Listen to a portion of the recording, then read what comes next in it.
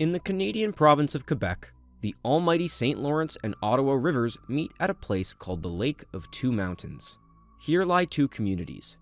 One is the francophone village of Oka, a cottage country getaway filled with scenic lakeside houses.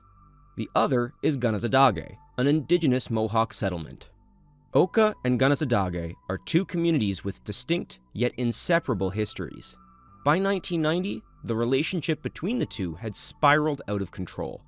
One of the most violent land rights conflicts in Canada was coming to a head at the Lake of Two Mountains. And it was all thanks to a single lie told hundreds of years prior.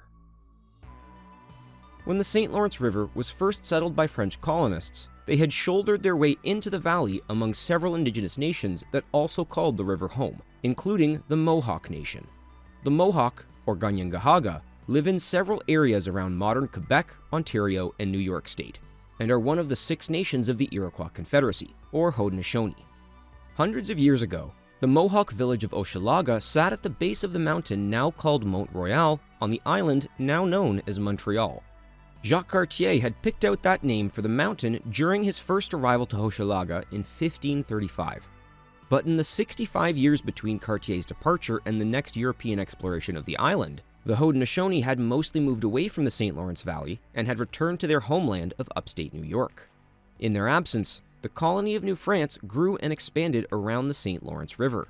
An ocean away, the French crown began to sign away title to lands around their new colony without pause or concern. Most of these titles were given to the Catholic Church, usually with the intention of establishing missions to convert the native inhabitants to Christianity. In 1663, the Seminary of St. Sulpice of Paris was granted title to the island of Montreal. By that time, the Mohawk had made a return to the island near where downtown Montreal sits today.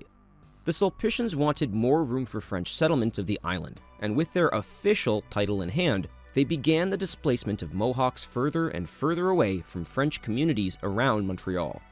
In 1694, the Sulpicians convinced the Mohawks to move their village from the base of Mont Royal to Sault-au-Recollet on the northern end of the island. As the francophone population continued to grow, 20 years later it was suggested that the Mohawks should be moved again. The Sulpicians told them this would be the last time they would be asked to resettle. In a speech in 1787 from Chief Agnetha of Kanehsatake, he explained what the Mohawks had been promised if they agreed to one final move. Again, our priest, in conjunction with the clergy of the Seminary of Montreal, told us we should remove once more with our families, for it was no longer proper that any Indians should live on this island. If we would consent to go and settle at the Lake of Two Mountains, we should have a large tract of land for which we would have a deed from the King of France as our property, to be vested in us and our heirs forever, and that we should not be molested again in our habitations. The Seminary of St. Sulpice was preparing to create a mission at the Lake of Two Mountains to resettle the Mohawks at Sault-au-Recollet. In their reasoning for establishing that mission, the seminary told the French crown that this would not only provide better hunting and fishing opportunities for the Mohawks, but distancing them from liquor vendors would lessen the temptations that were causing issues at the mission on the island of Montreal. Their paternalistic excuses for moving the mission omitted its primary strategic advantage. It would provide Montreal with an allied outpost protecting a potential northwest flank of the city by water. In 1716, representatives for the 7-year-old King Louis XV agreed to the move and proposed that a tract of land 81 square miles be conceded to the Mohawks at the Lake of Two Mountains. The Sulpicians would be given a neighboring plot of 15 square miles on which to build the mission, but the mission would have to be built wholly at cost to the seminary. As promised, the Crown's proposal stated that the Mohawks were to be given ownership of the lands at their new home. The Sulpicians were not content with this proposal. The land the Sulpicians were being offered was conditional on the construction of a church, a house for the church's minister, and a military fort. The Sulpicians complained that the required stonework, particularly of an entire fort, was just too onerous. Although they would also be compensated with the soon-to-be-vacated Mohawk lands at Sault-au-Recollet, they argued they did not have the material assets to cover the costs of the new mission. They countered to the Crown that given what they were being asked, they should receive ownership of both tracts of land at the Lake of Two Mountains. In April of 1718, the French Crown agreed to the Sulpicians' proposal and granted title of all the lands at Kanehsatake to the seminary of St. Sulpice. This land grant was the genesis of a conflict that would span centuries and carry on into the events of 1990. The grant itself was not the only issue. The Mohawks were never made aware that the deal had been altered by the Sulpicians. For generations to come, they were fully under the impression that the original 81 square miles was theirs to hold in perpetuity, but the Sulpician lie had robbed them of that title. The Mohawks had been promised keys to a new home of their own, but the Sulpicians had actually handed them over a sublet. In 1721, the mission was finally established. The Mohawks made their move from Sault-au-Recollet to their new home of Kanehsatake, unaware of what had transpired behind their backs. The fort that was used as justification for Sulpician ownership of both tracts of land was ultimately never even built. In fact, for the costs incurred by the Sulpicians from moving the mission, the French crown awarded them even more land concessions, growing their total title at the Lake of Two Mountains to almost 265 square miles. None of that land was put in title for the Mohawks at Kanehsatake. The Sulpicians were able to keep their secret for so long because the Haudenosaunee didn't initially know how to read or write in the European languages used to draft treaties and written records. They had their own way of keeping records of the contracts they made with other nations. Wampum belts made of string and shell beads were made to codify important events or agreements and act as a historical record. For the agreement the Mohawks thought they had reached with the Sulpicians, the two-dog wampum belt was created. This wampum belt was the official record for the Mohawks of Kanehsatake of their title to their home at the Lake of Two Mountains. As it was described by Chief Agnetha in a meeting with British officials, "Following our ancient usages, you see our contract. You see this white line which shows the length of our land. The figures with hands clasped who rejoin the cross represent the loyalty which we owe to the faith that we hold. The body represents the council fire of our village. The two dogs at the outside are supposed to guard the boundaries of our land. And if anyone attempted to interrupt our possession, it is their duty to warn us by barking." It would be decades after the two-dog wampum belt was crafted for those dogs to finally start barking. As a boy, Joseph Onisagarat had been identified by the Sulpicians as someone with great potential for the Catholic Church. In 1868, he was sent to the Collège de Montréal to study in preparation for priesthood. The Sulpicians had a keen eye for promising native leaders, because training alongside Onisagarat was none other than Louis Riel. The Métis founder of the province of Manitoba was ultimately hanged for a rebellion against the government of Canada. His rebellion was centered around the treatment of natives and Métis in the prairies when it came to land rights. In a similar vein, a struggle for land rights was in Onisagarat's future. At the college, he was not only taught to read and write in French, but was granted access to written records of the Sulpicians. It was there he made a crucial discovery. He became the first Mohawk to uncover the written extent to which the Sulpicians had betrayed their trust and robbed them of the land at Kanehsatake. Sometime later, after returning home and being appointed as chief of his people, Chief Onisagarat demanded the federal government force the church to vacate the land at the Lake of Two Mountains. "Order away the priests, missionaries, and seigneurs of St. Sulpice, who are the main cause of the Mohawks' poverty and misery. The Indians of the lake are naked children, and will soon tremble with cold, for nothing is left to them." The church lashed out. For his audacity to call them out, the Sulpicians harassed Onisagarat, caused his wife to miscarry, his personal land was confiscated, and he was threatened with life in prison at Kingston Penitentiary if he continued speaking out against the church. The Sulpicians denied that the Mohawks had any claim to title of the lands they resided on, and that it was in everyone's best interest for the church to maintain their title at the Lake of Two Mountains. "We only ask to continue to do the good we always have done, to see the delusion of the Indians dissipated by solemnly declaiming to them that they are upon our lands, and that they cannot be allowed to remain on them unless they submit to the wise regulations which we have made for their welfare and that of their children." Repeated petitions to the young new federal government of Canada to resolve the land dispute fell on deaf ears time and time again. The Mohawks were told they must respect the property laws of Canada and the rightful title that the Sulpicians held at Kanehsatake. Ottawa refused to budge on the issue. In the summer of 1870, with their rights ignored by the federal government, the chief made a boding statement to his people. We know how to use diplomacy, and if it is necessary, we will have recourse to arms. Exactly 120 years later, those words became reality when diplomacy had failed, and a new generation of Mohawks were fighting for recognition of their rightful home. In those 120 years, the Mohawks in Kanehsatake lived the same old story time and time again. The Sulpicians sold land to white settlers at the Lake of Two Mountains. The Mohawks would assert their title to that land. The federal government would deny the Mohawk title, and the cycle would begin anew. As the town of Oka encroached into lands originally set aside for Kanehsatake, a checkerboard of two communities emerged, forcing the Mohawks onto smaller and smaller cutouts of the home they had been promised would be theirs and theirs alone. An attorney representing the Mohawks told the Parliament Standing Committee in 1961, "Oka represents the sad story of Indian reserves everywhere in Canada. The continuous encroachment of the white man, armed with legal documents, upon the pitifully small portions of the country that remained after the white men, both French and English, had taken the rest."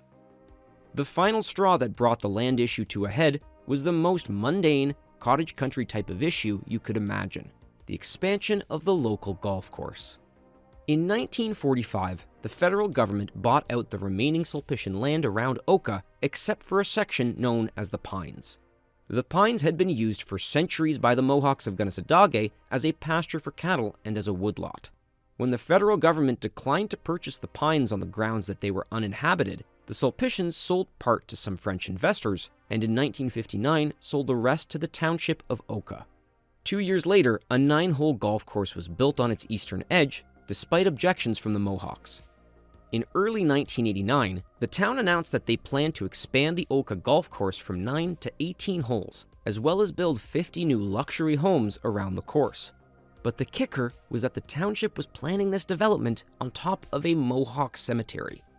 The announcement of the golf course expansion came from Jean Ouellet, the mayor of Oka and 23-year member at the Oka Golf Club. When asked at a town council meeting whether the Mohawks had been consulted on the project, the mayor shrugged and replied, "You know you can't talk to the Indians." For Kanehsatake, this would not stand. On March 10, 1990, with broad support from their community, a group of Mohawk women, including Ellen Gabriel, organized a protest of the golf course expansion. In Mohawk tradition, women hold the role of protectors of the land, while the men act as protectors of the people. To know that the Pines were being threatened because someone just wants to extend a golf course was frustrating. What was even more insulting is that developers were going to dig up our family members, our ancestors in our cemetery, to do it. That was just too much. A blockade was set up on a gravel side road through the Pines, near the first green of the Oka golf course. A shelter was installed for the protesters, a group which would later extend to many community members and their children. What started out as a small, peaceful protest in mid-March would not only drag on until September and end in bloody conflict, it would kickstart a new chapter in the history of Indigenous Canadian relations. Yet at its beginning, during the winter's frigid end, the blockade at the Pines stood for months without much notice outside of Oka. The agency most likely to be paying attention was the Federal Department of Indian Affairs and Northern Development. But they were much more preoccupied with Akwesasne, another Mohawk community where a complicated conflict was reaching a violent climax. The drawn-out dispute there was centered around native gambling rights, and a struggle for control of the reserve had emerged between traditional and elected councils and the local Mohawk Warrior Society. The Warrior Society had been a central focus of the media during the conflict. As described by Chief Harold Tarbell from the American Elected Band Council in Akwesasne, it's basically a paramilitary standing group which has taken unilateral authority onto itself. It's a group that understands political goals that we Mohawks have, but have formed a philosophy of force to achieve those goals. I think it is a group of people who are sincere in their belief, but are young and caught up in the machoism of it all. The stated objective of Mohawk Warrior Society is to protect against anything perceived as a threat to their nation's sovereignty, as had been the case in Akwesasne. If a sovereignty fight was coming to Kanehsatake, then the warriors were bound to be there too. During the conflict in Akwesasne, the Department of Indian Affairs had been busy getting their new minister, Tom Siddon, up to speed on his new file. Siddon had come to head the department right out of his role as head of the Department of Fisheries and Oceans. Under Tom Siddon, Mismanagement and indecision at the DFO fast-tracked the collapse of the northeastern Atlantic cod fishery, which 35 years later has still not recovered. Little did he know, his time managing the Department of Indian Affairs would be no less consequential. Tom Siddon was cold and unfeeling to me, like he was putting on a show, but he didn't really want to be there. He viewed us Mohawks as inferior and criminals. During negotiations, we kept trying to bring discussions back to our land issue. Siddon ignored us. He did nothing throughout the summer except to spout propaganda. Central to the events that took place was that Oka did not have its own police force. Instead, the area was serviced by the provincial police force, the Sûreté du Québec, commonly known as the SQ. To the Mohawks, the SQ were the forceful and racist law enforcement branch of the untrustworthy Quebec government. The Mohawks had more than their fair share of violent run-ins with the SQ. In 1979, the SQ chased a speeding 28-year-old David Cross into Kahnawake, where he was shot and killed in front of his family for hitting an SQ patrol car with a pool cue. Just a half year prior to the golf course protest, the SQ raided Kanehsatake with nearly 75 officers and a helicopter over a game of illegal bingo. When it came to the Mohawks, the SQ were more often than not heavy-handed in their approach. The SQ wanted to put a quick end to the golf course protest at Oka. By early May, they planned to raid the blockade at the Pines and dismantle the barricades by force. They were convinced not to by John Chacha, Quebec's Minister of Native Affairs. Of all the politicians who would become involved in attempts to defuse the situation in Kanehsatake, John Chacha was the most qualified among them. Before provincial politics, Chacha had been Assistant Deputy Minister at the Federal Department of Indian Affairs in the early 70s. Now, he was the senior minister in the equivalent provincial department. Chacha was considered an expert on the native file, and unlike Siddon, people truly believed that he cared about the people he was tasked with governing. The Mohawks were talking about a specific area of ground where their ancestors were buried, sacred ground, and the whites wanted to play a game called golf over the graves of their dead ancestors. Although Chacha had convinced the SQ to call off their raid in early May, the rumor alone was enough to raise tensions at the blockade. Shortly after, a distress call was sent out from Kanehsatake to every Haudenosaunee community, requesting support from their warrior societies. Kanehsatake's call was answered by nearly 100 warriors from Kanienka, Kahnawake, and several veterans from the recently concluded gambling war in Akwesasne. Among the warriors amassing in Kanehsatake were half a dozen ex-Canadian Forces members and nearly 20 warriors who had seen combat in Vietnam. These experienced recruits brought with them everything they might need for a drawn-out defense of Kanehsatake: provisions, communications equipment, camping gear, and most importantly, weapons and ammunition. Trenches were dug and fortifications were built in and around the Pines by the newly arrived recruits as they prepared to hunker down. Because she was fluent in Mohawk, English, and French, Ellen Gabriel was chosen as the spokesperson for the Mohawks in the Pines. As she put it, if a stand was to take place in Kanehsatake, it was fitting that it would be in the Pines. The Pines is a very special place to us historically. It's a sacred place because, in the history of Kanehsatake, it isn't just a place to admire its beauty, but was a place of refuge during my grandparents' time, away from the security forces of the Seminary of St. Sulpice. It's a place of protection for our community, and the stories of our people are deeply rooted there. The arrival of warriors from outside of Kanehsatake shifted the tone of the protest for the Department of Indian Affairs. Harry Swain was a senior public servant in the federal government and Deputy Minister of Indian Affairs during the summer of 1990. In his book reflecting on what would become known as the Oka Crisis, he characterized the arrival of warriors from Akwesasne in Kanehsatake as outsiders looking to hitch their pre-existing ideologies onto a new conflict. Something more ominous was afoot. Awareness of the Kanehsatake resistance to Ouellette and the golf club was seeping through all the Mohawk territories. When the crisis at Akwesasne ended in blood, tears, and a substantial police occupation, a number of warriors found it expedient to answer a call to defend Mohawk land rights some distance away. Suddenly, a pulse of well-armed young men with little local knowledge but a substantial political agenda began filtering into Kanehsatake. The wrinkle created by the presence of warriors wasn't the only concern. The complexity of the local governments in Kanehsatake was another. The Longhouse is the traditional system of Mohawk government. But when the federal government introduced the Indian Act in 1876, the elected band council system was introduced. In practice, Today, many First Nations communities boycott the elections of their band council and choose to adhere to their traditional government systems, creating 2 or more parallel local governance structures with disputed authorities. Kanehsatake had not 1 but 2 longhouses and 1 elected band council. When the 3 councils weren't in agreement on an issue, it made it difficult to understand who actually had the consensus of their people. On the advice of his department, Thompson refused to deal with the longhouse groups and chose to focus negotiation efforts with the elected band council. But initial negotiations went nowhere, and Johansen was getting worried that Jean Ouellet was about to send the situation spiraling out of control.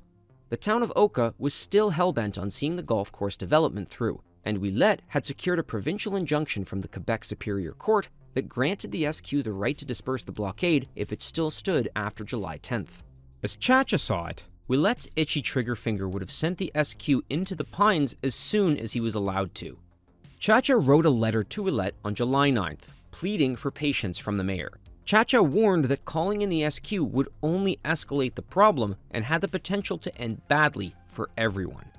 I am aware that our laws are on your side in the case of the injunction, but I believe that the present situation goes beyond strict legality. As Premier René Lévesque said during a debate, sometimes the law is an ass. And if that is the case, those who are elected should not hide behind the laws, but rather act in a generous and responsible manner. Undeterred, Ouellet wrote the next day to Robert Levine, director of the SQ. Their injunction would be in effect the following day.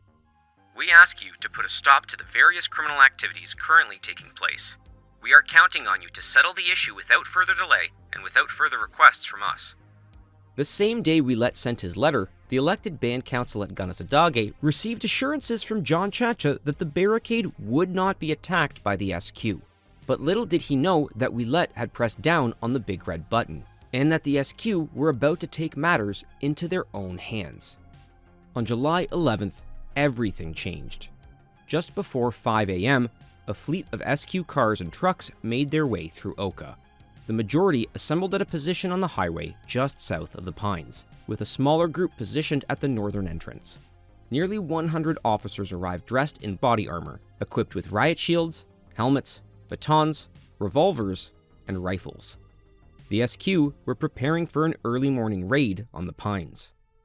John Cree, our spiritual leader, had just started burning tobacco, and he was giving thanks. And about 5:15, that's when the Tilden trucks rolled in, and the SWAT team came out. And there was 3 of us that just looked at each other. And one of the women had said, "Holy shit, they're here." At 7 a.m., the SQ began firing tear gas and concussion grenades into the Pines to disperse the protesters. But their attempt backfired when the winds suddenly shifted, forcing the tear gas back onto the police. Officers donned gas masks, but their visibility had deteriorated. Confusion was on the rise. Around 8:50 a.m., 4 officers jumped the barricade, trying to seize a nearby warrior who was just within their reach. The warrior managed to slip past them and started running north, with the officers in pursuit. Then came the gunfire. To this day, it's unclear who fired the first shot. In less than 25 seconds, 93 bullets were exchanged between the SQ and warrior forces in the Pines. In the short but intense skirmish, 31-year-old Corporal Marcel Lemay was shot once through the armpit while his arm was raised, right above his bulletproof vest. The bullet pierced his heart and he was killed instantly. By 9:15, with an officer down and tear gas blowing back onto police forces stationed on the road, the SQ made a retreat down Highway 344 and back into the town of Oka. In the process, they left behind half a dozen squad cars and a payloader they'd planned to use to tear down the Mohawk barricade. In the haste of their retreat, the payloader's keys were left in the ignition. Once the SQ were gone, the warriors wasted no time and took control of the payloader, using it to destroy and overturn the SQ cruisers and construct a new, bigger barricade across Highway 344. The Mohawks had come out of the confrontation on top, but with an officer dead, there was no doubt that the backlash would be significant. In the following hours, the SQ established a series of their own blockades around the area, cordoning off the golf course, the Pines, and most of Kanehsatake. By nightfall, a summer day like any other had turned into the first day of a siege that would captivate the entire country. As if the disastrous SQ raid of the Pines wasn't enough, there was another situation unfolding for Quebec in Mohawk country. As word spread throughout Mohawk communities of the SQ raid at the golf course, a group in Kahnawake seized the Mercier Bridge on Montreal's south shore in a show of solidarity. Overnight, the province was now facing an organized, armed standoff on not one, but two fronts. The governments of Quebec and Canada were flooded with outrage and indignation from affected individuals and businesses. Canadian Pacific's rail line through Oka had been damaged, and they were holding the government accountable for lost revenues. Mayors of the towns around the Mercier Bridge not only wanted the province to pay out damages to impacted citizens, they wanted construction to begin immediately on a bypass bridge that would avoid Kahnawaga's reservation completely. The severity of the situation quickly crystallized in Quebec and Ottawa. The next phase of the standoff would be incredibly delicate. If there was any chance of resolving the crisis and avoiding more bloodshed, the government would have to start negotiating with the Mohawks. John Chacha was the first government representative on the scene on July 12th. The province had been blindsided by the raid the day prior and had not been given prior warning of the SQ's plans. They were now scrambling to sort out a path forward in the aftermath. The jurisdiction split between the province and the feds in this situation was non-trivial. Law and order fell under the province, but the nature of the land claim meant federal involvement in any sort of negotiations would be a must. However, having both the provincial and federal ministers of Native Affairs in Kanehsatake would only stand to complicate discussions on the ground. So, from the outset, Sidon agreed to take the back seat to Chacha. But the Mohawks were insistent that nation-to-nation negotiations were the only way their protests would end peacefully. Given that Chacha represented Quebec, who did not control the land issue, and that the province couldn't even control the SQ, Chacha had very little credibility going into negotiations. But he was undeterred. On July 13th, after a 7-hour session with the township of Oka, Chacha secured a commitment from Jean Ouellet that the town would abandon the golf course expansion and real estate development. Shortly after, Chacha met with leaders from the Pines and also came to a tentative agreement that laid out steps for negotiations on the land claim to begin. Their preconditions were threefold: access to food and medicine, unrestricted movement for clan mothers and spiritual advisors in and out of the Pines, and for the presence of neutral observers from either the UN or the Quebec Human Rights Commission. In addition to these preconditions, Chacha's deal included plans for the imminent withdrawal of the SQ from Oka, at which point the Mohawks indicated they would begin to dismantle their barricades. After some hefty convincing, the federal government also extended an olive branch on the issue that started the whole conflict in the first place: the land claim. During the negotiations over the land claims around Oka, the province urged the federal government to buy the Pines in order to protect the area and eventually give it to the Mohawks once the land claims were settled. My officials made the suggestion before March 15, 1990, but the federal government refused to act. On Chacha's advice, the Department of Indian Affairs announced their intention to acquire the land at the Pines and hold them in trust until ownership could be transferred to Kanehsatake proper. The holdup on this agreement moving forward was the guns. The Mohawks were unwilling to lay their weapons down, suspecting the SQ would rush in as soon as the opportunity to strike presented itself. Government wanted us to give up our weapons without any guarantee for our safety or freedom from prosecution, but we felt we were perfectly within our right as a sovereign nation to defend our land and our people. The requirement for disarmament in the Pines was non-negotiable for Chacha, but in the end, it was a moot point. As negotiations took place into July 16th, instead of the scaled-back SQ presence Chacha had been promising the protesters, the SQ increased their presence around Kanehsatake. Mohawks and non-Mohawks alike were now being harassed by SQ officers without names or badges at checkpoints scattered around the area. At these checkpoints, shipments of food and medicine were being delayed or turned away by SQ officers. With complete disregard for the deal Chacha was trying to secure, the SQ's unilateral actions had brought the first round of shaky negotiations crumbling down. For the next 2 days, Chacha tried to meet with the Mohawks behind the barricade once more, but both days he was told that they weren't ready to meet with him just yet. He found out why on July 18th. Exactly 1 week after the disastrous SQ raid, and 2 days after the SQ scaled up their presence around Oka, John Chacha's office received a fax from legal counsel representing protesters at the Pines. Included was a new list of preconditions for negotiating the end of the Mohawk occupation. Their demands were summarized as follows: the golf course extension be immediately abandoned and Mohawk title to the land recognized. All armies and police be withdrawn from Mohawk territories. All police barricades in Kanehsatake and Kahnawake be removed. For 48 hours after the agreement is signed, no one leaving Kanehsatake and Kahnawake would be searched or detained. All remaining disputes related to the events at Kanehsatake and Kahnawake would be referred to the World Court at The Hague. Pending a resolution by the World Court, there would be a moratorium on future land developments at Kanehsatake.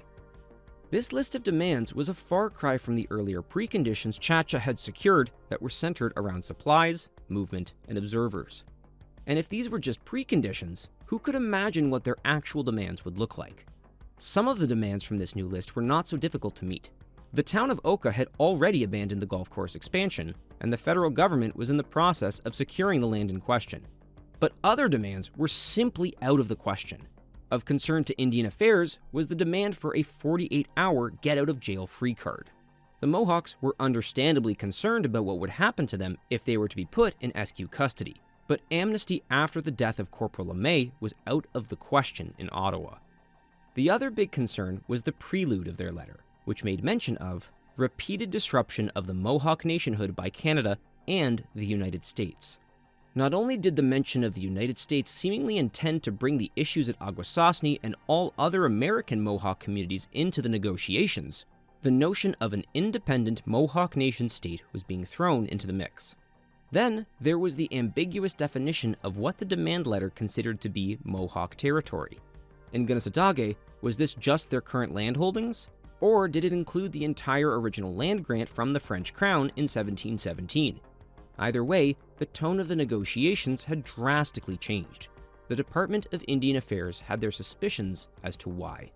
Before the SQ had beefed up their presence in Oka, John Chacha had met with an extended group of Mohawks in Kanehsatake on July 15th.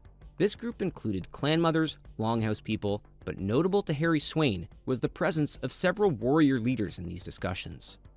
Chacha hoped that the inclusion of the decision-makers would enable him to bring the crisis to a conclusion. But the negotiating group by now included an increasing number of warrior leaders and other hardliners, with Kanehsatake residents being slowly squeezed out. With fewer Kanehsatake band members had come a shift in the issues, away from the concerns of the community about adding to their land base, and toward larger concerns about Mohawk sovereignty. While the July 18th letter of demands bore the letterhead of the Haudenosaunee, it had not been officially authorized by the Iroquois Confederacy. It was clear to the federal government that this letter carried significant influence from the Warrior Society. From the government's perspective, Mohawk sovereignty over an undefined portion of Quebec was simply not on the table. Neither was allowing those who had broken Canada's laws to evade justice. The two sides were at an impasse. We were no longer talking about the Mohawk Nation. We were talking about the battle cry of the Quebec separatists, of Mohawk activists. This didn't sound like Ellen Gabriel. The Oka crisis had been hijacked. The stakes were getting higher and higher. Tangentially, but importantly, several senior Canadian officials were notably quiet during the initial developments in Oka. Front and center in that group were Prime Minister Brian Mulroney and Quebec Premier Robert Bourassa. As events were escalating in Oka during the spring of 1990, Mulroney, Bourassa, and many other senior officials in Canada had been preoccupied with the imminent collapse of an infamous piece of Canadian legislation, the Meech Lake Accord. In 1982, Prime Minister Pierre Elliott Trudeau initiated one of the most symbolically significant events in Canada's history, an amendment to the Constitution Act. This severed Canada's umbilical ties to Britain, marking the beginning of Canada's complete independence as a country.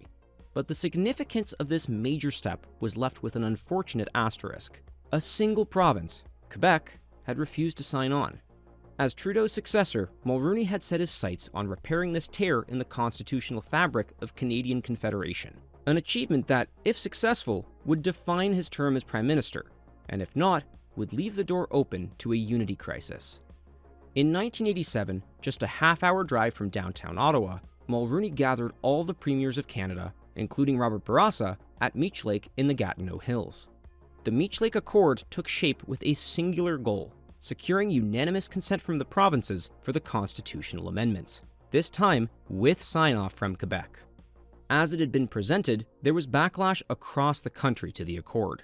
Mulroney's singular focus had been bringing Quebec on board to the amendments. This was only made possible after several notable concessions to Quebec, like constitutionally designating the province as a distinct society within Canada. On the other hand, Indigenous Canadians had not been represented in negotiations, and had been shut out of recognition in the amendments completely. Quebec stood to gain special status from the accord, while First Nations would be denied an acknowledgement of their role as First Peoples of Quebec and Canada. As the 3-year time limit for provinces to approve the accord counted down, 2 provinces had yet to sign off, Newfoundland and Manitoba. With 10 days left before the accord was set to expire, the Manitoba legislature attempted to introduce the accord for a vote on June 22, 1990. In a twist of irony, they were blocked by a single member, Elijah Harper. With an eagle feather in hand, the very first Treaty Indian to be elected in Canada as a provincial politician blocked repeated attempts to vote on the accord in the legislature, bringing down what would have been one of the most consequential pieces of legislation in Canadian history. Quebec was denied their special status, prevented from signing on to the constitutional amendments, and it was all brought down by one native man. The collapse of the accord coincided with the escalation of events at Oka. As a result, the Mohawks worried that Quebec would blame them for the failure of the Meech Lake Accord. It was yet another worry to throw on the pile, and another reason to fear retaliation at the hands of the SQ.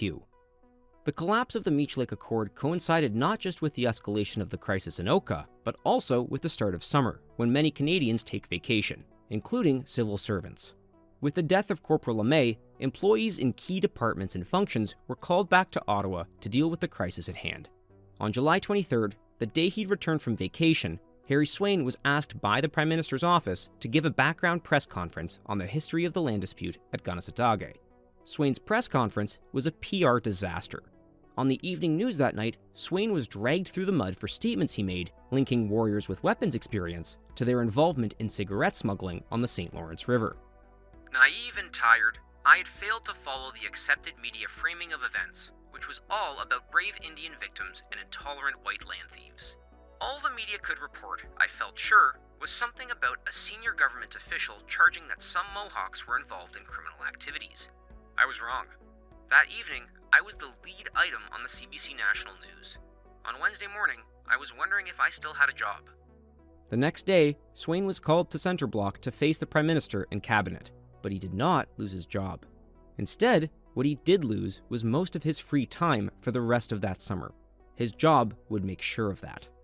The next few days produced a wave of denunciations from people who did not understand or would not accept the intermingling of patriotic and criminal elements among Kanehsatake.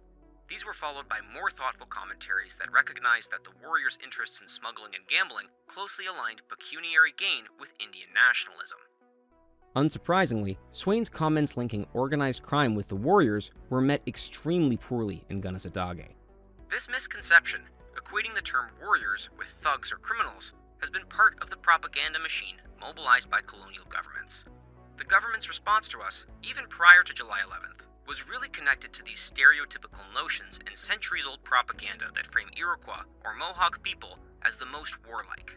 We're always viewed as being more savage and ruthless, bloodthirsty even. They just treat us like our sole motivation is to be troublemakers. The SQ continued to be a thorn in the side of government negotiators. In late July, the SQ announced they'd opened hundreds of files on Mohawks in the Pines in preparation of future criminal prosecutions that they would be carrying out. Yet again, the SQ had undermined the province's negotiating position and effectively killed the official talks. But behind the scenes, fax machines and phone lines were churning across the country in the effort to secure a peaceful deal, even if it was a backdoor one. Canada's official policy was to only work through the elected Band Council, but no one wanted to leave any options off the table if there was a chance a deal could be reached elsewhere. John Chacha looked for alternative inroads by meeting with the widely respected Leon Shenandoah, chief of the Haudenosaunee Confederacy. The traditional leadership of the Confederacy had the difficult job that summer of acting as intermediaries between the protesters in the Pines and Canadian officials whose government didn't even recognize their authority. The Confederacy supported the land claim at Kanehsatake, but they admitted that the actions of some of their people had been well worth criticizing.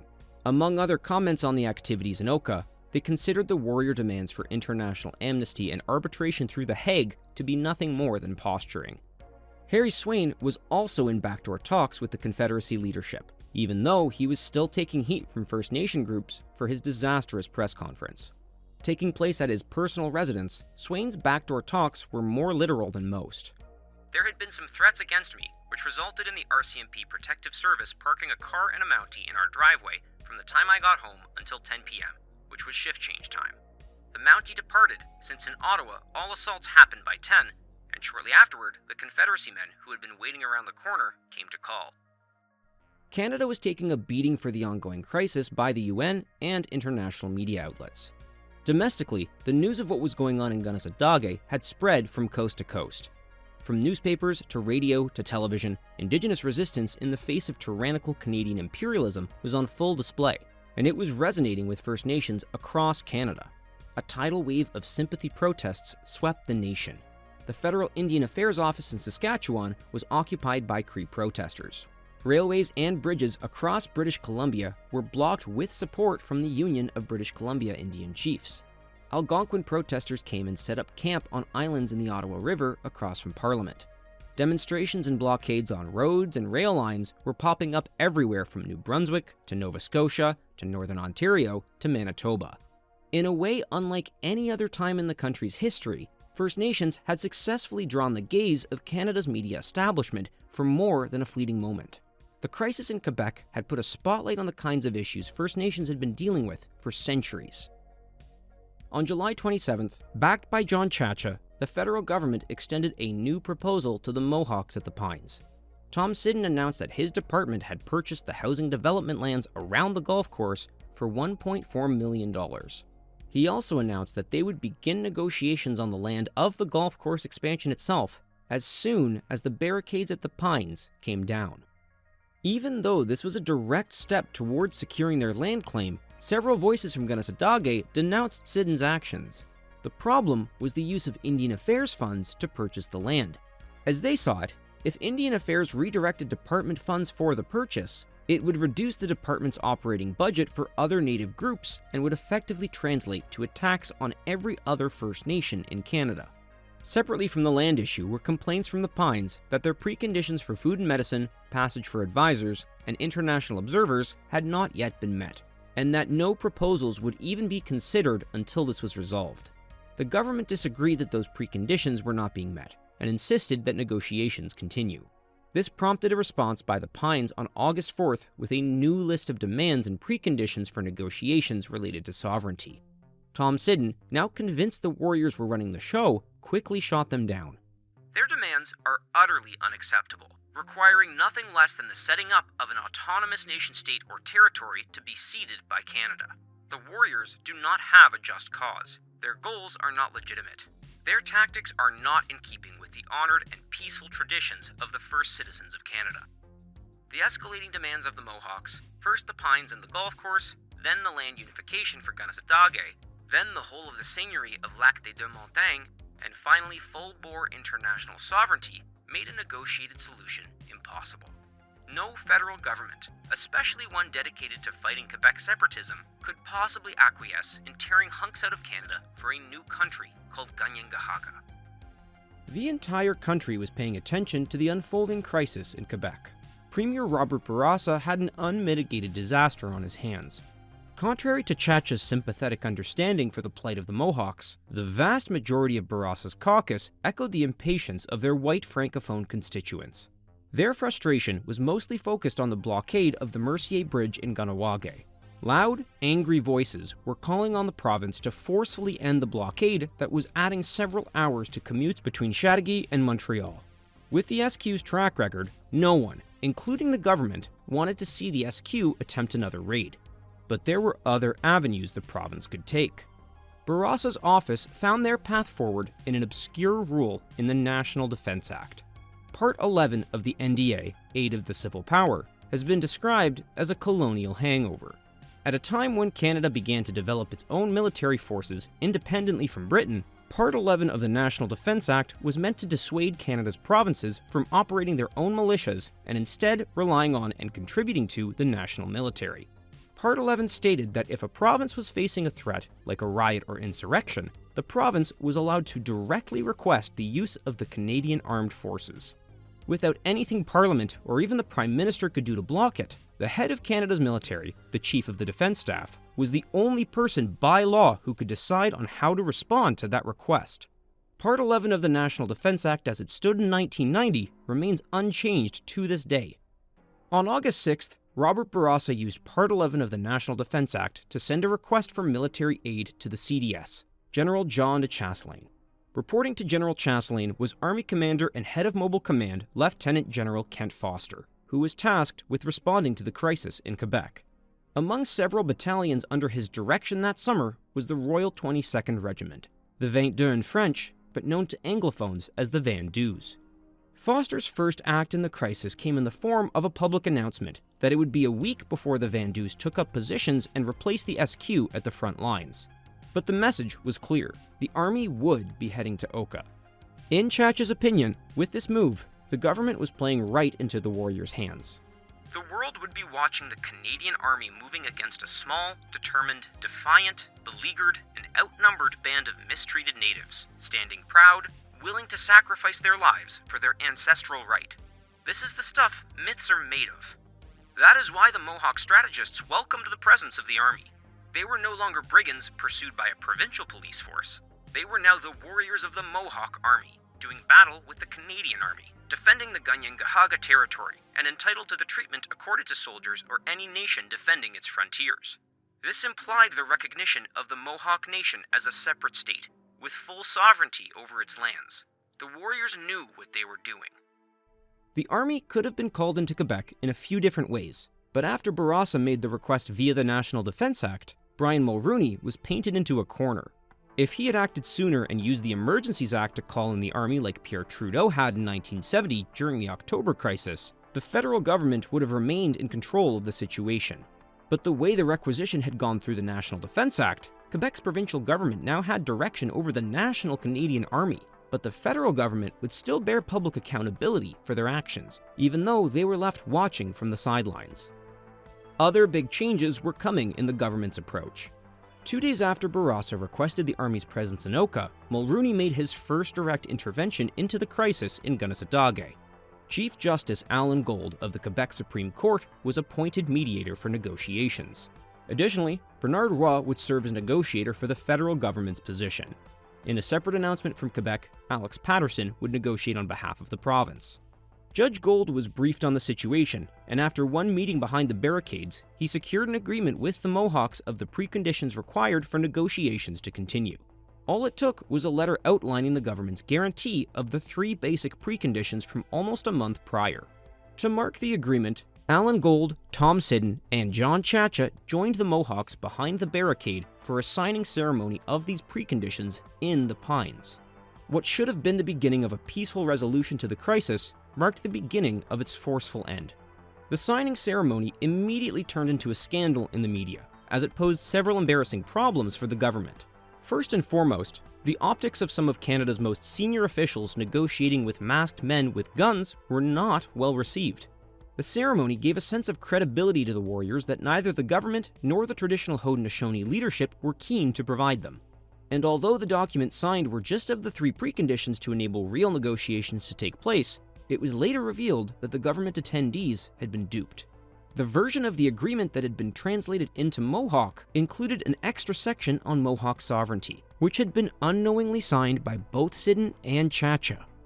If the fallout from the signing ceremony at the Pines wasn't enough to kill the negotiations once more, the looming army presence in Oka did the rest. But this didn't much bother the federal negotiator Bernard Roy. He had been appointed mostly on the credentials of being an old friend of Mulroney's from law school and best man at his wedding, but had no knowledge or context for the Mohawk issues he was tasked with dealing with. Alex Patterson told us that the federal representative, Bernard Roy, was not prepared to discuss all the issues and that he had told the Mohawk, "I want to talk about the arms and the barricades. Your subjects don't interest me." The feds were becoming less inclined to negotiate now that they were finally starting to make headway in the equally important front of the media war. The initial sympathy the protest at the Pines had garnered with the Canadian public soon gave way to frustration with the blockade at the Mercier Bridge and other sympathy protests blocking transport infrastructure across the country. The warriors were also losing the backing of many of their own people. On several occasions, John Chacha met with different groups of Mohawks from Kanehsatake who gave him a very different perspective on what kind of support the warriors held within the community. I was told that the majority of the people in the community feared and distrusted the warriors. They were out for their own benefit. They wanted money and power. We are fighting for land, but the warriors are not telling the truth. The community doesn't know who these people are. As the Canadian Armed Forces prepared to move in, it was plain as day to military leadership that their presence at Oka would be, to put it lightly, precarious. Foremost, for the human lives at risk, but also for the irreparable harm this moment could do to Canada's legacy if things went wrong. One misstep, and this operation would go down in infamy. It was clear to me at the onset that if the Army failed to accomplish the mission and put a peaceful end to the situation, the Army would wear it forever. The stigma or stench of a botched operation with a number of dead First Nations people that led to further casualties, even on the Army side, would be permanent. The Army would live with it as part of its history, in my view, and it was just as significant as the legacy of the Louis Riel Rebellion. Under the command of Lieutenant General Foster, the Army's main strategy was to present an overwhelming display of force. At its height, the military presence in Kanehsatake consisted of more than 2,000 troops. By showing the warriors in the Pines just how much fire and manpower the Canadian Army had at their disposal, they wanted to make it clear to the armed warriors that any exchange of bullets would be futile. Still, the Army emphasized that they would only fire their weapons if fired upon by the warriors. On August 17th, the Army announced they were officially set to replace the SQ in both Kahnawake and Kanehsatake. On August 20th, the first wave of 385 troops moved into Oka. Immediately, they began replacing SQ forces and advancing the barricades around the Pines. The next day, unannounced, the Army moved their positions up another 400 meters. 2 days later, the Vendus announced their intention to move in and also man the abandoned northern barricade on Chemin du Mille. Slowly but surely, they were shrinking the military perimeter around the Pines and squeezing the protesters into a more confined area. When the Army had replaced the SQ at the barricades around the Pines, the SQ had not left the scene, but merely retreated to the back lines. There, they were relegated to crowd control, traffic enforcement, and restricting access to the active military zone. While the SQ were still busy on the ground around Oka, many people noted the differences in their situation compared to the armed forces. As soldiers manned the front lines and camped in sleeping bags in the woods on their usual wages, SQ officers on overtime pay filled the motels for kilometers around. Government officials were quickly becoming convinced that the situation in Oka would be sufficiently resolved by the Army, who were continually making progress closing in their perimeter in Kanehsatake. Besides, as Alex Patterson announced, on the negotiating front, things were going nowhere. A new set of demands was put forward by the warriors that Quebec considered next to impossible to satisfy. Their most recent proposal included specific details and boundaries of the territory around Oka and Chateauguay that they would assume control over, who and who wouldn't be allowed access to their territory, and the requirement for all rail traffic through their territory to cease. After these new demands, the Quebec government announced that there would be no further negotiations. For them, the Army was the only path forward. Après une semaine de négociations, le gouvernement a donc décidé de rompre les négociations avec les interlocuteurs en cause. Et en rompant les négociations, les préconditions qui étaient attachées à ces négociations deviennent caduques. There were members of Bourassa's cabinet that wanted the Army to hurry up their siege by cutting off the Pines from food supplies and starving the warriors into submission. General Foster was adamantly against this every time it came up. It was simply not a step the military would take. But there were other moves they could make. The day after Quebec broke off talks, General Foster summoned 3 Cougar armored reconnaissance vehicles to assist with bringing down the barricades as the Army advanced on the Pines. Just as things looked to be possibly heading for more violence, the good news broke the next day. The Army and the warriors at Kahnawake had reached an agreement to peacefully end the blockade of the Mercier Bridge. After the barricades came down around the bridge and traffic resumed between the South Shore and Montreal, the focus was left squarely on Oka. By the end of August, amongst a few elders, women, children, and journalists, only 35 of the original 100-plus warriors remained behind the barricades in Kanehsatake.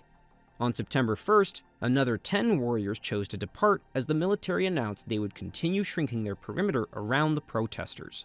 They were soon confined to a 200 by 100 meter area around the Addiction Treatment Center on the Ottawa River south of Highway 344. The Army's movements that day led to yet another heated standoff, as well as the most iconic photograph of the crisis from the entire summer, a Canadian soldier coming face to face with a Mohawk warrior at the front lines. The tension of the moment was as palpable from the image as it was in the video of that event. A little bit nervous, perhaps? Do you think? You nervous? Should be. Motherfuckers. After a further week of the Army creeping forward with their razor wire perimeter, came a severe misstep in their clean approach to controlling the blockade. The morning of September 8th, Randy Horn, a Mohawk warrior known by the codename Spudwrench, was assaulted by a patrol of 4 soldiers on the military's perimeter. Spudwrench attested that the attack was unprovoked. The military's version of events was that Spudwrench instigated the event after he pulled a knife on the patrol, slashing one soldier in the face and stabbing another in the abdomen 4 times before the soldiers finally subdued him with their rifle butts. Just like so many events that summer, in the case of Spudwrench's assault, it's impossible to know which recollection was closer to the truth. Either way, the injuries sustained by Spudwrench were significant. I start yelling and they start beating me with something on the head. About 25 times, there was 3 guys holding me down. Due to the severity of his injuries, Spudwrench was left with no choice but to leave the scene in an ambulance. After securing a warrant on September 13th, the Army cut the landline connecting to the treatment center and jammed cell phone connections inside its perimeter. The following day, the Army announced that journalists inside the razor wire perimeter would no longer be allowed to transfer their audio or video recordings across the barrier for their respective media outlets to publish, prompting claims of censorship and threats of lawsuits from several newspapers. Since their arrival, the Army had successfully maintained control over the situation at the Pines. But in the eyes of many in and outside the perimeter, their tactics were as bad, if not worse, than their SQ predecessors. On top of the altercation that nearly killed Spudwrench, the Army employed their own methods to demoralize the Mohawks. Documentary footage from behind the lines at the treatment center shows the sorry state of food deliveries that were making it into the perimeter via the Army's checkpoints. Bags of flour were pierced with knives or bayonets, eggs were broken in cartons, and fruit was nearly rotten.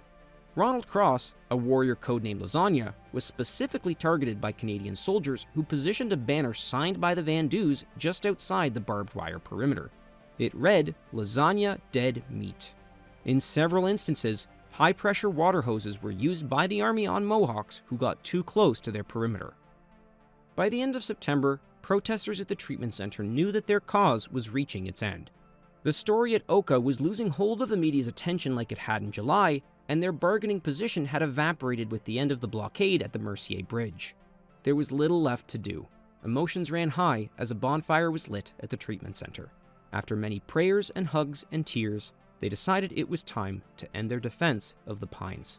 26 men, 16 women, 6 children, and 10 journalists made their way out from the wire perimeter, not with their hands up, not waving a white flag, but singing unity songs.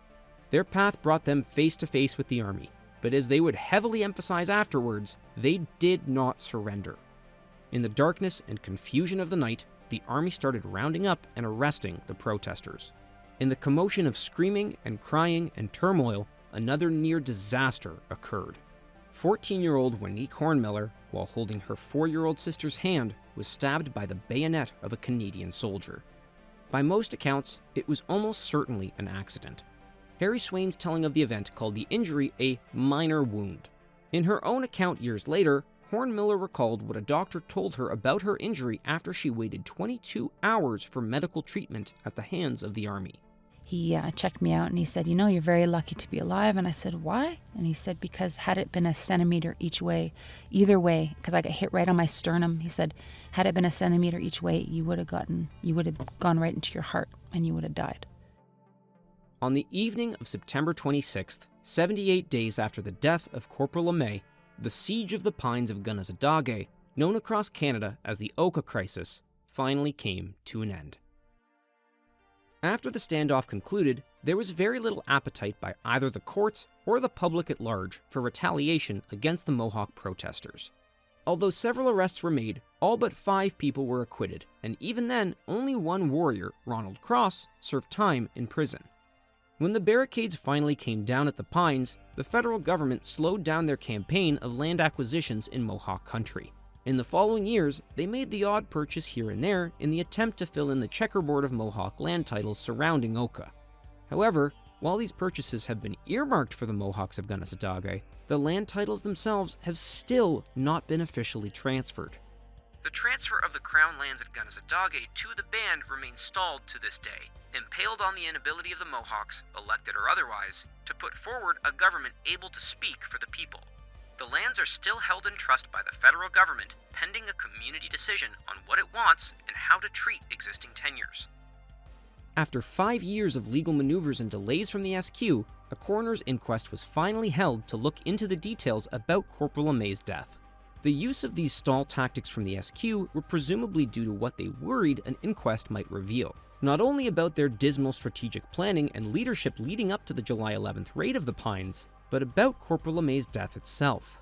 Since both sides were using the same ammunition during the July 11th raid, there was significant speculation and controversy about how he actually died. Even after the extensive inquiry, no one has been able to conclusively determine whether it was a bullet from the warriors or the SQ that killed him. As of 2010, Corporal Amay's file remained open. In Harry Swain's personal opinion, it was likely a bullet that came from the SQ that killed him.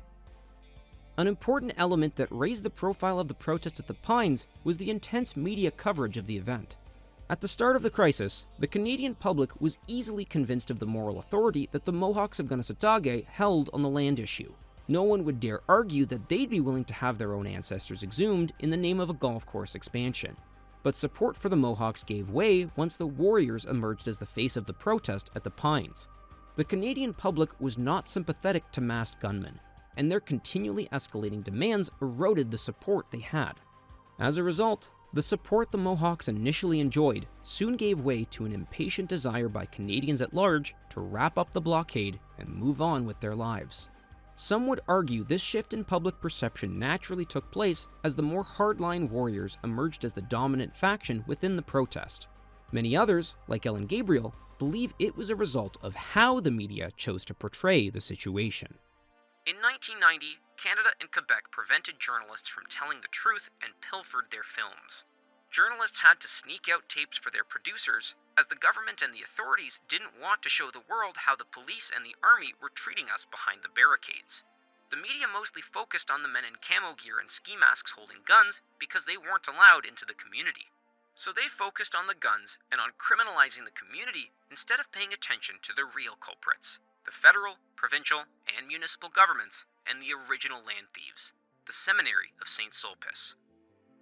On the topic of Mohawks in the media, if you'd indulge me on a personal tangent, I promise to tie it back in with an incredible connection to our main story. As a white boy growing up in Eastern Ontario, the time I most remember learning about Indigenous history, however fictionalized, was from a video game, Assassin's Creed 3. I was fascinated by the game's setting in colonial New York and its Mohawk protagonist, known by his English name, Connor. As a kid, I thought it was awesome to see a protagonist named Connor in a video game because, well, that's my name.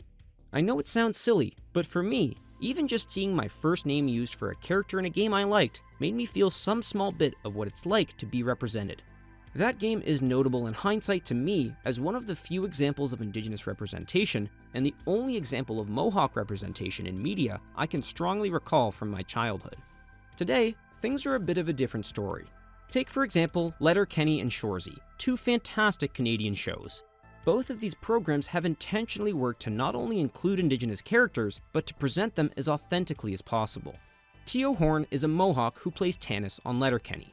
She also acts as a consultant on both shows to make sure that their casts of Indigenous characters are faithfully portrayed. And to finally bring this whole tangent back around, here is the payoff. In 1990, when a 14-year-old Wanique Horn Miller was stabbed in the chest with a bayonet, her 4-year-old half-sister Tio Horn was there by her side.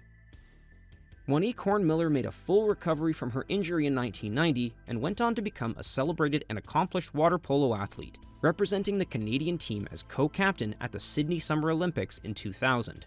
Two sisters who as children were present during a crisis where media bias impacted how the public perceived them and their community have since been front and center in shaping the way that Mohawk women, and Indigenous women in general, are depicted in Canadian media. Like the reservations of Akwesasne and Kahnawake, Kanehsatake finally established its own police force in 1996, managed and staffed from within their own community. But just 8 years later, that force was eliminated after a violent community dispute. In 2005, the SQ were reinstated and have patrolled the region since. While the golf course expansion was shelved for good, the Pines are still at risk. With no local police force and fueled by a lucrative and unregulated cannabis industry, Kanehsatake is in the midst of a construction boom on communal lands seized by members of the community. As a result, it is no longer the town of Oka, but members from within Kanehsatake who are destroying the pines for personal benefit and cutting down the very trees that protected them in 1990. The fact that the land at the Pines has still not been transferred to the Mohawk people just goes to show that the story of Kanehsatake is not over. The summer of 1990 is a source of many crucial lessons for Canada. Important among them is just how severe the consequences can be for everyone when treaties are not upheld and promises are broken. I remember talking to one officer who was saying that he was just there to do a job. I told him, so were we. Our job was to protect our land, and we weren't going to leave. I could tell he was frustrated by that. He didn't understand. I think they thought that if they opened fire on us, we would just give up. They underestimated our resolve, our determination to defend the land. There is one final aspect that gave the protest at the Pines so much attention that summer, and it was arguably the most significant one.